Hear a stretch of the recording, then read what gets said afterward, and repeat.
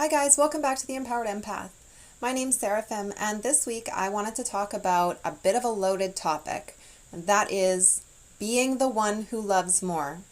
Empaths, you know what I'm talking about.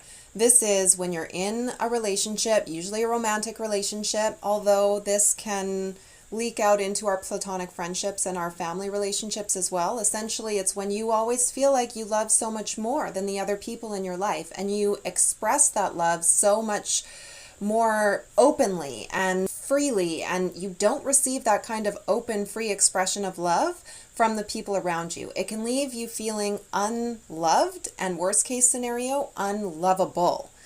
Also, in the extreme, this can lead us to thinking, maybe I'm just supposed to be alone. Maybe my karmic life lessons in this lifetime are just to be alone. Maybe that's what I'm supposed to be taking from this.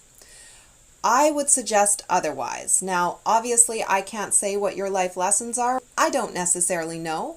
But what I can tell you is if you are deciding that you are supposed to just be alone because you don't feel like you're able to receive love from other people, or that other people aren't expressing love to you or aren't loving you the same way that you love them, that is a problem. And it is one that you can shift and change. So that's what I'm talking about today. If this is something that you've struggled with, felt frustrated about, felt isolated or lonely because of, I really want to offer you a different perspective today that I think can make dealing with this a lot easier. Are you going to be able to change it completely? No, you're an empath. You feel things more deeply. That's just part of being an empath. But you can come to terms with this, you can reconcile it, and you can find peace around it, and then you can tap into it and use it as part of like this pretty cool superpower that you have.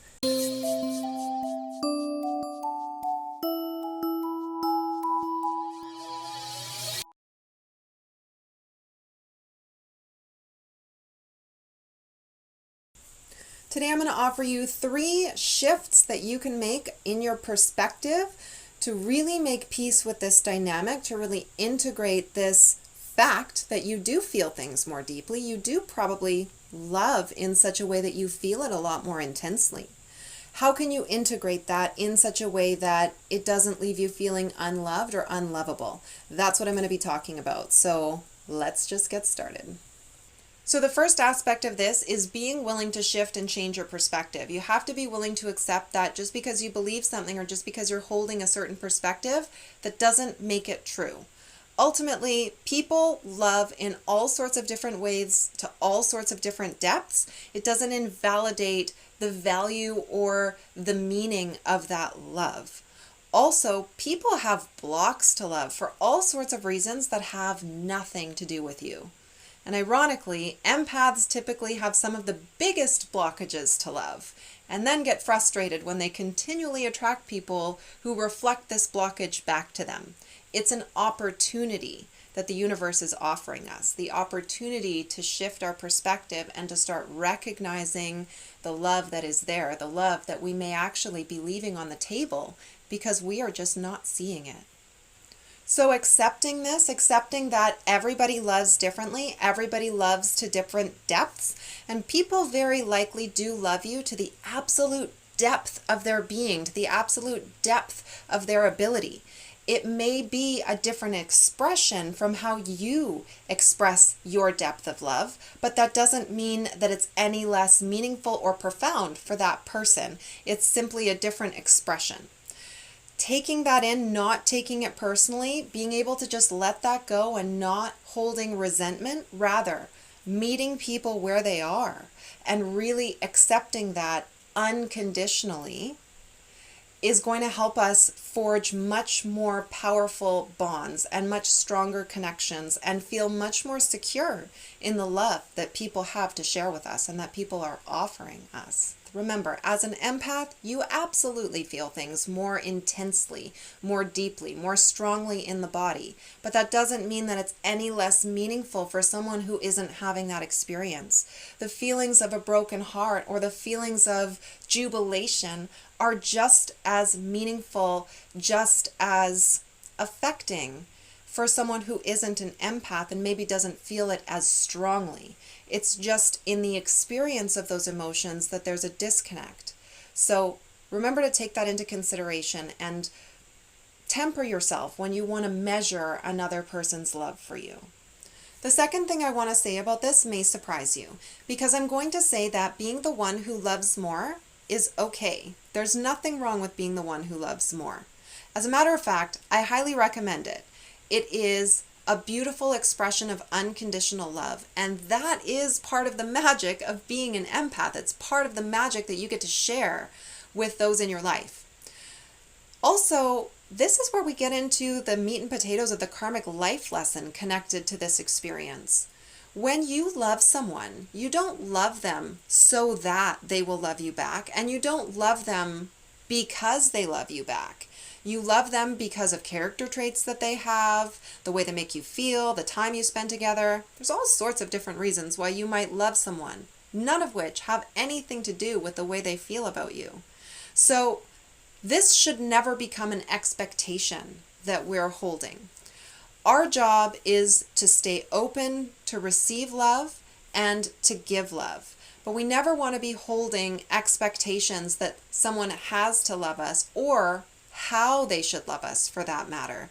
Simply being open and recognizing that other people have their blockages to love. Other people struggle to love themselves, let alone love us. So offering them an unconditional expression of our love offers them a beautifully healing energy, one of acceptance and belonging that can help ease that for them, that can help them heal that and help them come into a more full expression of that love.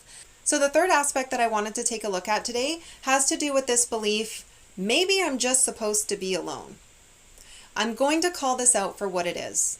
This is spiritual bypassing. This statement is the equivalent of saying, relationships are too hard, maybe I shouldn't try. That sounds harsh, but it is exactly what's happening behind that statement. And the reason I say this is because relationships are where we learn some of the most important karmic life lessons that we came here to learn. It's not my place to tell you whether or not you're supposed to be in a romantic relationship. That's none of my business. Only you can decide whether or not it's in your highest and best good to have a romantic love relationship in your life or not. That's not the point. The point is, if you are deciding not to, even though you want one, because you haven't found one that works yet, you're basically saying, I don't know what I'm doing wrong, so I'm going to give up. I don't think that's what you really want. So I'm going to offer you a different perspective, because this is something, it's a trap I think a lot of empaths fall into. Empaths have a hard time receiving love. Many empaths don't even feel worthy of love unless they are giving in some way. This creates a really unhealthy dynamic within relationships where empaths tend to put everyone else first. This leaves them depleted because not everyone else gives back, not everyone else can give back to the same degree, and the empath is never filling up their own energetic needs. Then the empath winds up feeling depleted and feeling like nobody loves them because nobody is giving them the expressions of love. However, this is reflection for you. This is a mirror for you. If you are never putting yourself first, that's going to be reflected in your experience.